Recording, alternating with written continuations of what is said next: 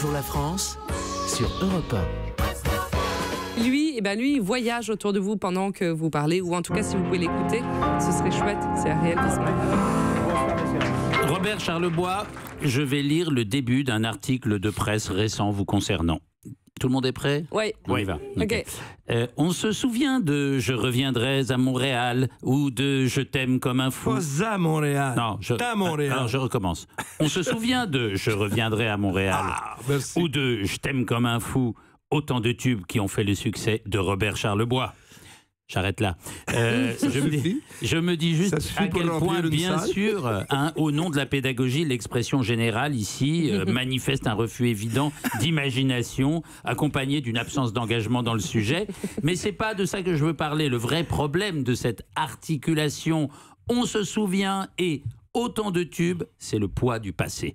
Vous avez fait, vous avez réussi, on vous connaît, on va où partant de là ?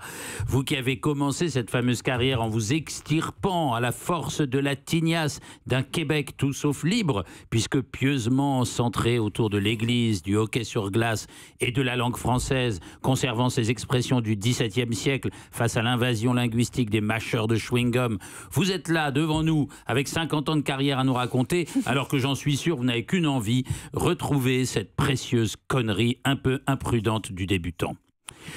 Car à ce passé, au poids de cette vie en forme de best-of, s'ajoute celui d'une nationalité, d'un accent chelou qui gratte les oreilles. Votre pays, ce n'est pas un pays, c'est un job, vous l'avez dit. On vous a même proposé de jouer un cow-boy appelé Robert Canada dans un western spaghetti.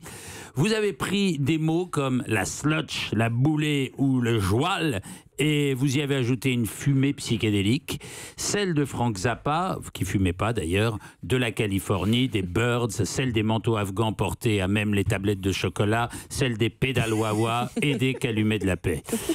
Et puis là, vous êtes devant nous et on a envie juste en fait de rigoler avec vous, de profiter de votre posture, de votre liberté, de votre tête de boxeur, de vos improvisations, de ces mots qu'on comprend pas toujours, hein, de ces idées farfelues qui vous viennent, comme les mitraillettes à saucisson ou les villes décapotables que vous vouliez faire, où on pouvait par exemple faire ce qu'on voulait les jours de pluie, de vos audaces tout simplement. Et j'ai beau savoir que vous avez rencontré Fidel Castro, dédaigné les avances de Janis Joplin et passé du temps avec Frank Zappa en studio, c'est votre rire, plein de joie et d'étonnement qui me plaît.